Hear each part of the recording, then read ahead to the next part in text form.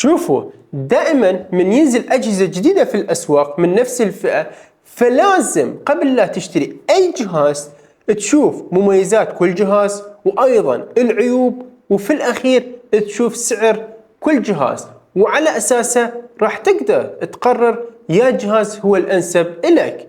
لذلك اليوم راح أسوي مراجعة ومقارنة بين أحدث جهازين نزلوا عندنا في الأسواق، اللي هو انفينكس نوت 40 برو وأيضا تكنو سبارك 20 برو بلس. فخلوكم وياي نشوف مميزات الجهازين وأيضا عيوبهم، وفي الأخير أكيد راح أذكر لكم سعر كل جهاز، وعلى أساسه راح أعطيكم نصيحتي وشنو تختارون من بين هاي الأجهزة. لذلك إذا ما كنتم مشتركين فلازم تشتركون حتى يصلكم كل الفيديوهات الجاية. ويلا نبلش. السلام عليكم، شلونكم أصدقائي؟ إن شاء الله تكونوا بخير. وياكم عبد الله عباس. قبل لا ندخل في المراجعة أحب أشكركم على الدعم في الفيديوهات السابقة، وإن شاء الله ما بقى شيء راح ندخل 25,000 صديق وصديقة على قناتي على اليوتيوب، وهذا الشيء أبد ما كنت أتخيل أنه راح أوصل له، ولكن بفضلكم الحمد لله راح نوصل خلال هاي الأيام. ويلا بلا ما نطول خلينا ندخل على المراجعة. بالبداية راح أتكلم عن التصميم. الجهازين يجوك بظهر من الجلد النباتي، وعندك الإطار من البلاستيك، وتصميم الكاميرات سواء التكنو أو الانفينكس منطق جمالية للجهازين، وعندك الشاشة منحنية يحسسك إنه هذا الأجهزة من الأجهزة الرائدة مو من الأجهزة الاقتصادية. وهسه راح أتكلم عن المميزات المتشابهة في الشاشة. الجهازين يجوك بشاشة أموليد بمعدل تحديث 120 هرتز، وعندك حجم الشاشة نفس الحجم 6.78 إنش، ويجوك بدقة فول اتش دي. أكيد جهازين بهاي المميزات الموجودة في الشاشة راح ينطوك تجربة ممتازة من ناحية التصفح أو مشاهدة الأفلام، وحتى من ناحية استخدام الألعاب. وهسه راح نجي نشوف شنو الفروقات الموجودة من ناحية الشاشة. عندك الانفينكس يجي بدرجة سطوع 1300 شمعة، أما التكنو يجي بدرجة سطوع 1000 شمعة. وعندك طبقة حماية الشاشة، الانفينكس يجي غوريلا جلاس 3، أما التكنو مع الأسف بدون أي طبقة حماية. وأيضا نسبة استحواذ الشاشة، الانفينكس يتفوق يجيك ب 89.8%، أما التكنو يجي ب 89%. والجهازين يدعمون تقنية Always On Display وأيضا 16 مليون لون. من تجي تشوف مميزات الشاشة في الجهازين أكيد راح تشوف إنه الانفينكس يتفوق على التكنو. وهسه نتحول نشوف معالج كل جهاز. والجهازين يجون بنفس المعالج اللي هو من ميدياتك هيليو جي 99 ألتيميت، وهذا النسخة المحدثة من معالج الميدياتك هيليو جي 99 اللي يتفوق عليه بنسبة تقريبا 20%، ويجوك بمعمارية 6 نانومتر.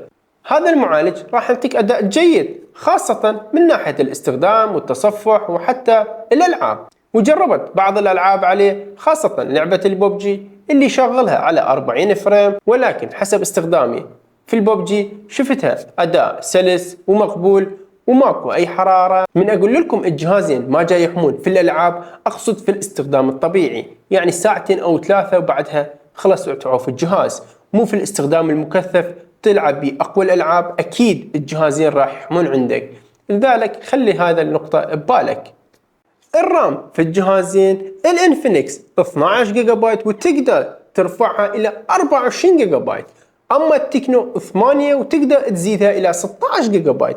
ونوع الرام في الجهازين هو LPDDR4X. أما الذاكرة الداخلية الجهازين يجون بذاكرة واحدة 256 جيجا بايت، ونوع الذاكرة في الجهازين هو UFS 2.2.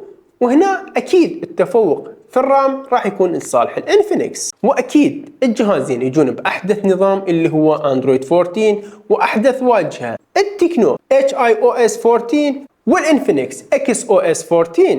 وهسه نتكلم عن الكاميرات.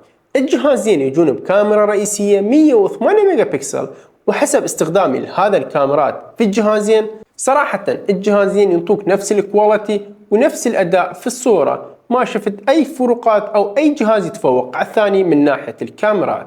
والكاميرا الأمامية في الجهازين نفس الشيء 32 ميجا بكسل ويصورون بدقة فول اتش دي. وهنا أكيد بما أن الجهازين من ناحية الكاميرا الخلفية والكاميرا الأمامية يجوك بنفس الدقة ونفس البيكسل راح يكونون متعادلين.